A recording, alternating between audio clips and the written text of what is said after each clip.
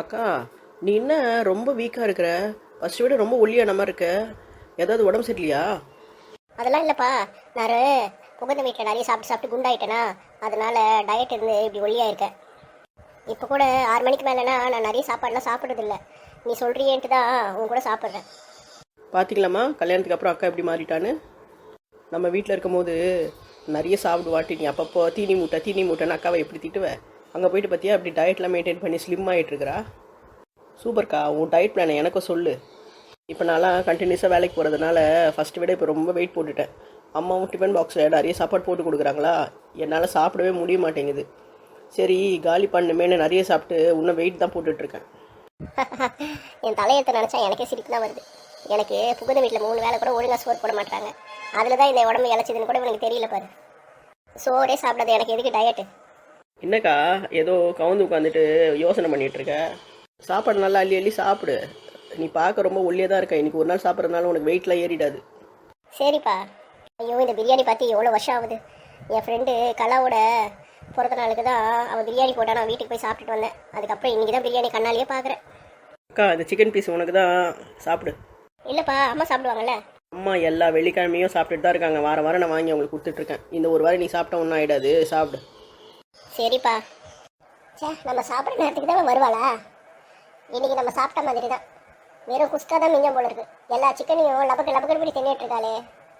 டப்பாவில் ஒன்றும் மிஞ்சாது போல இருக்குது. ஐயோ, ஒரு கூறு கேட்டவன் எல்லாத்தையும் அவளை சாப்பிட விட்டுட்டு வேலைக்கு பார்த்துட்டு இருக்கான். அக்கா, அந்த லெக் பீஸ் நல்லா டேஸ்ட்டாக இருக்கும். மசாலா சூப்பராக இருக்கும். இது புது கடையிலேருந்து வாங்கி வந்தேன். சாப்பிட்டு டேஸ்ட் பார்த்துட்டு எப்படி இருக்குதுன்னு சொல்லுக்கா. சரிப்பா, சாப்பிட்றேன். நம் நம் நம் நம் நம் நம். ஏய், எலி குறிக்கிற மாதிரி குறிச்சு மொத்த குண்டானி காலி பண்ணிடாத. எங்களுக்கும் கொஞ்சம் பிரியாணி மிச்சம் வை. நைட்டு நாங்கள் இல்லைன்னா பட்னியாக தான் படுக்கணும். சீக்கிரமாக கிளம்பு. அக்கா, இன்னும் கொஞ்சம் பிரியாணி வச்சுக்கிறியா? நான் ஏற்கனவே பால் சாதம் வேறு சாப்பிட்டதுனால என்னால் நிறைய சாப்பிட முடியலப்பா. எனக்கு போதும். நீ அம்மா அப்பாக்கெல்லாம் கொடுத்துட்டு நீயும் சாப்பிடு. இதுக்கு மேலே நான் சாப்பிட்டேன்னா எனக்கு வயிறு பிரச்சனை வந்துட்டு நான் இங்கே தான் இருக்கணும். அதனால் என்னக்கா, இது உன் வீடு தானே. வேணும்னா தங்கிட்டு ஒரு 2 நாள் கழிச்சு வீட்டுக்கு போ. உன் வீட்டுக்காரர்கிட்ட நான் ஃபோன் பண்ணி அக்கா 2 நாள் கழிச்சு வீட்டுக்கு வருவாங்கன்னு சொல்லிட்டா. ஐயோ, இவன் ஒருத்தன் சும்மா இருக்கான பாரு.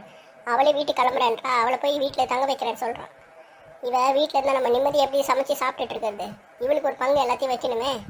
எப்படியோ கல்யாணம் பண்ணி துரத்தி விட்டுன்னு பார்த்தா திருப்பி வந்து இங்கே உட்காந்துட்டு இருக்குது பாரு. சரியான ஆள் தான் இது. இல்லைப்பா, என் ஹஸ்பண்ட் வீட்டுக்கு வரும்போது நான் வீட்டில் இல்லைன்னா அவர் ரொம்ப சோகமாயிடுவார். நான் வீட்டுக்கு கிளம்புறேன்ப்பா. சரிக்கா, ஒரு 10 நிமிஷம் வெயிட் பண்ணு, நான் சாப்பிட்டுட்டு வரேன். அப்படியே உன்னை கூப்பிட்டு போய் வீட்டில் ட்ராப் பண்ணிடுறேன், சரியா? பா, அவளே நடந்தே அவள் வீட்டுக்கு போயிடுவா. நீ எதுக்கு சிரமப்பட்டுக்கிற? என்னம்மா சொல்கிறீங்க? இங்கேருந்து அவன் வீடு 5 கிலோமீட்டர் கிட்டே இருக்குது. அவனா ஆட்டோ இல்லைனா பஸ்ஸில் ஏற்றி விட்டுட்டு வந்துடுறேம்மா. சரிப்பா, ஏதோ பண்ணு. நான் சொல்கிறத நீ கேட்க போகிறேன். ஏய், சொல்லண்டி ஏதாவது. ராஜா, நீ சாப்பிட்டு ரெஸ்ட் எடுப்பா. வீக்கெண்ட் வந்துடுச்சு. அதுவும் இல்லாமல் என் ஃப்ரெண்டுக்கு நான் ஃபோன் பண்ணி சொன்னால் கூட அவள் போகிற வழியில் என்னை பிக்கப் பண்ணி எடுத்துகிட்டு போய் வீட்டில் விட்டுருவாப்பா. நீ இதுக்குன்னு சிரமப்பட்டுட்டு கூட வராத.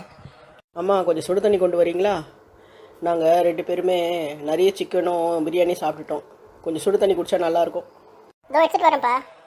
இதாப்பா குடி. என்னம்மா, ஒரு டம்ளரில் கொண்டு வந்திருக்கீங்க? அக்காக்கும் போய் எடுத்துகிட்டு வாங்க. அவ்வளோதானே சாப்பிட்ருக்கா? இல்லை, நான் சின்னதுலேருந்து பச்சை தண்ணி தானே குடிக்கிறேன். எனக்கு சுடு தண்ணி குடிச்சா ஏதோ மாதிரி இருக்கும்ப்பா.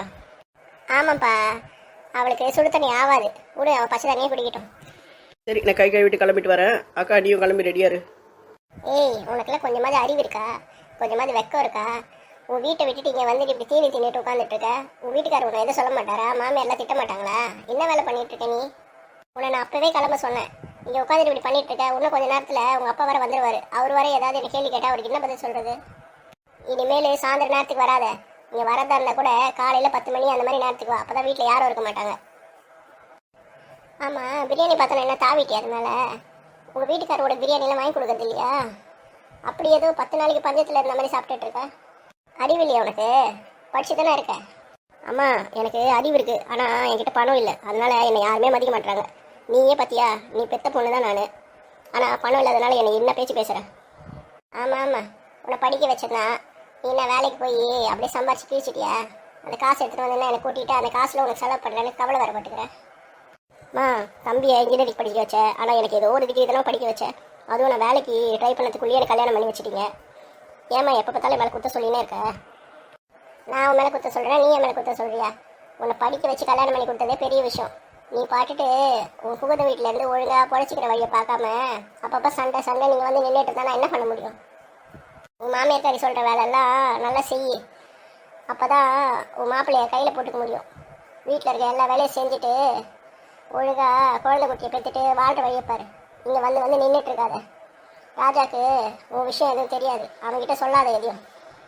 அதுவும் இல்லாமல் அவன் இப்போ லோன் போட்டு வீடு வாங்குறதுக்காக ட்ரை பண்ணிகிட்டு இருக்கான். அவன்கிட்ட நீ இந்த பிரச்சனைகள்லாம் சொல்லிட்டு இருக்காத. முதல்ல இங்கேருந்து கிளம்பு. சரிம்மா, நான் கிளம்புறேன். நானும் இங்கேயே உட்காந்துட்டு இருக்க போகிறேன்னா. சாப்பாடு சாப்பிட்டோன்னா கொழுப்பேறி போச்சு இல்லை? கூட கூட பேசுகிறேன். வந்தப்போ சோறு வேணும்னு தானே பிச்சை எடுத்துகிட்டு வந்தேன். இப்போ என்ன இவ்வளோ பேச்சு பேசுகிறேன்?